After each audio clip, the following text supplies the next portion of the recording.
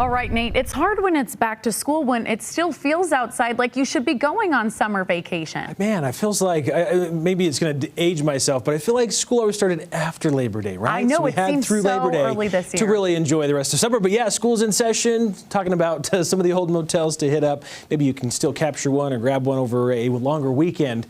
It's been a gorgeous weekend for the most part across much of the region, at least in northern Utah. We've had lots of clear skies. There has been some weather, though, that's moved through throughout the overnight hours. In fact, for some of northern Utah, if you woke up to some thunderstorms last night across much of Davis and Weber counties, it put down a decent amount of moisture. Now, down near Monticello, we saw in the southeast corner of the state 1.48 inches along Highway 191, just to the south of Monticello, in between Monticello and it was a Blanding area. South Weber had 3/500ths of an inch, Clinton 3/300ths as well. Other areas of the state saw a few hundredths of an inch across some of Salt Lake County. For the most part, it was a pretty quiet weather day for us. It was just hot outside. Notice the calm winds. This is the colonial flag shot here at the studio. The red ball on the colonial flag indicating hot temperatures are sticking around. 93 today was the high. 89 is normal.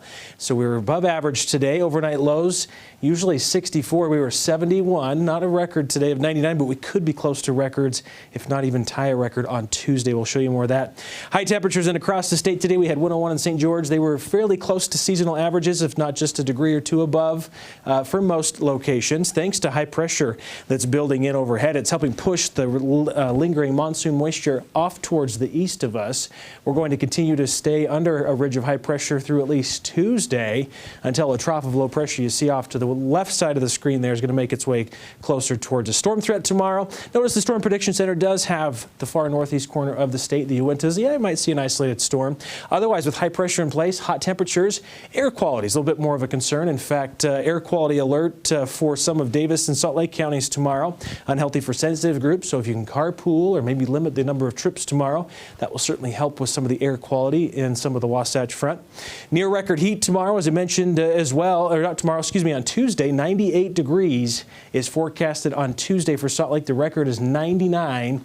That was set back in 2017, so it's going to be a scorcher as this ridge of high pressure is in place. Relief, though, on Wednesday as the trough of low pressure moves in from the northwest should help bring some cooler temperatures and increase wet weather potential as it will start to drive up moisture from the south. So we'll see increasing chances of moisture. This is for southern Utah, Thursday, Friday. Northern Utah, I think by Friday, we'll see that chance of some wet weather increase across our neck of the woods. Highs then, mid-90s for Salt Lake tomorrow, 103 for St. George. In fact, we're going to maintain triple-digit heat Tuesday, 105. The record's 107. 104 on Wednesday. We start to drop towards the end of the week. We'll see isolated to scattered showers and thunderstorms across southern Utah. Thursday, Friday, lingering into the weekend. Temperatures hovering near 90. That's almost 10 degrees cooler than normal. The Wasatch Front, 94 Monday. Upper 90s on Tuesday. 88 on Wednesday. So we'll get a 10-degree drop with a dry front that moves in Tuesday night into Wednesday. It's going to be quite windy. Otherwise, dry weather continues for us through Thursday.